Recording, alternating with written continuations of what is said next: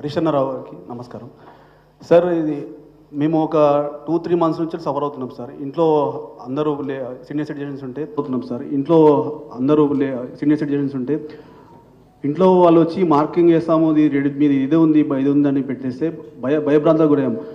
నిన్నటి వరకు మాకు ఎటు వెళ్ళాలో తెలియని దిక్కుతో చూస్తుంటే ఆఖరి అంతకుముందు చూస్తే 10 సంవత్సరాలు కేసీఆర్ సార్ పరిపాలన ఎంత బాగుంది.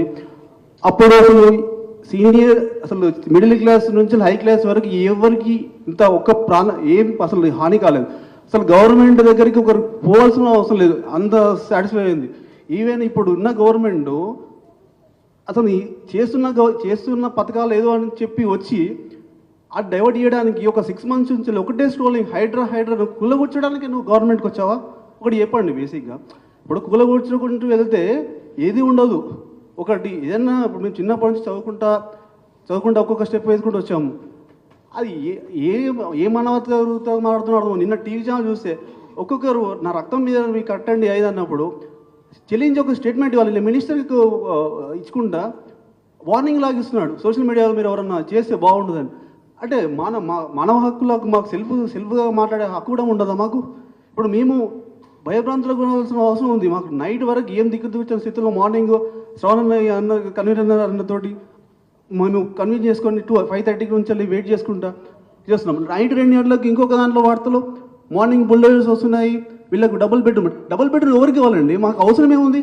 డబుల్ బెడ్రూమ్స్ కేసీఆర్ గవర్నమెంట్లో ఉన్నాయి, బిల్ట్ అయినాయి, మాకు తెలుసు ఆల్రెడీ. అవి నువ్వు ఇచ్చే వరకు ఇక్కడున్న వాటర్కి మన సంబంధం ఉంటుందా అండి? అక్కడున్న వాటర్ మీరు అక్కడ చేతులు పెడితే ఆ నీళ్లు వాడుకోవడానికి ఉంటుంది. ఇప్పుడు మూసీ దగ్గర ఎంత బ్యూటిఫికేషన్ చేసినా పక్కకు ఎవరైనా నడుస్తాడా? కనీసం కేసీఆర్ గవర్నమెంట్ ఉన్నప్పుడు ఆ పక్కకు జస్ట్ ఒక సైడ్ చేద్దామని క్లీనింగ్ ప్రాసెస్ స్టార్ట్ అయింది మా ఇంటి పక్క. థ్యాంక్ యూ అండి.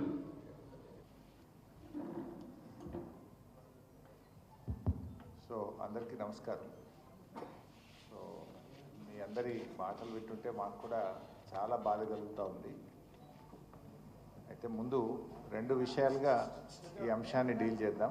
ఒకటి, డెఫినెట్గా మేము మీ దగ్గరికి కూడా వస్తాం, శాసనసభ్యుల బృందం మీ కాలనీకి వస్తాం, చూసి మీ అందరికీ కూడా ధైర్యాన్ని చెప్తాం.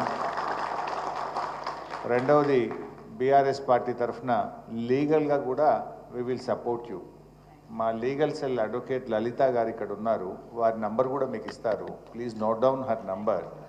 ఏ టీమ్ ఆఫ్ అడ్వకేట్స్, కళ్యాణ్ కూడా వచ్చిన రైట్, కళ్యాణ్ గారు కూడా ఉన్నారు, మా అడ్వకేట్ కళ్యాణ్ గారు కూడా వచ్చారు. A team of advocates will support you. ఎందుకంటే ఆయన తమ్ముడికేమో నోటీస్ ఇచ్చి కోర్టుకు వెళ్ళి స్టే తెచ్చుకోవడానికి 45 రోజులు టైం ఇచ్చారు.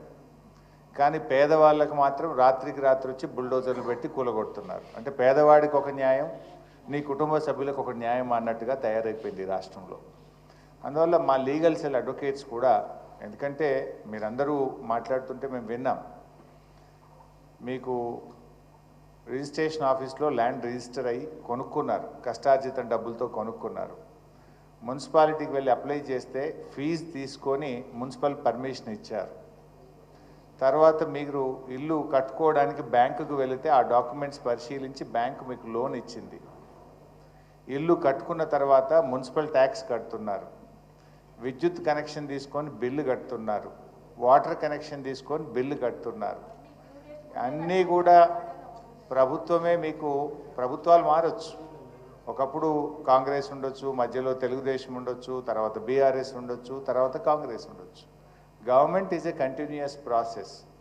ఏ గవర్నమెంట్ అయినా కొత్త నిర్ణయాలు తీసుకుంటే అది ప్రాస్పెక్టివ్ ఉండాలి తప్ప రెట్రాస్పెక్టివ్ ఉండకూడదు. మరి గతంలో మీ కాంగ్రెస్ ప్రభుత్వం అధికారంలో ఉన్నప్పుడు 1993లో కూడా ఇల్లు కట్టుకున్నామని ఒక సోదరిమని చెప్పింది. మరి అప్పుడు కాంగ్రెస్ గవర్నమెంటే ఉంది కదా, అంతకుముందు నువ్వు ఉన్న తెలుగుదేశం ప్రభుత్వమే ఉంది కదా. అప్పుడున్న ప్రభుత్వాలు అనుమతి ఇచ్చినప్పుడు, లోన్లు తీసుకున్నప్పుడు, ఇప్పుడు తిరిగి వాటిని కూల్స్తామంటే అది అన్యాయం, అది అక్రమం, విచ్ ఈజ్ నాట్ కరెక్ట్. అయినా నువ్వు చేస్తున్న గొప్ప పని ఏంటి? సుందరీకరణ. ఇప్పుడు కేసీఆర్ గారు మిషన్ భగీరథ పెడితే ప్రతి ఇంటికి త్రాగునీరు ఇవ్వడం కోసం ఒక ప్రాజెక్టు చేసిందంటే ప్రజలకు ఉపయోగపడ్డది. లేదు, ఒక కాళేశ్వరం ప్రాజెక్టు కడితే కొన్ని లక్షల ఎకరాలకు త్రాగునీరు, సాగునీరు అంది కొన్ని లక్షల రైతుల కుటుంబాలకు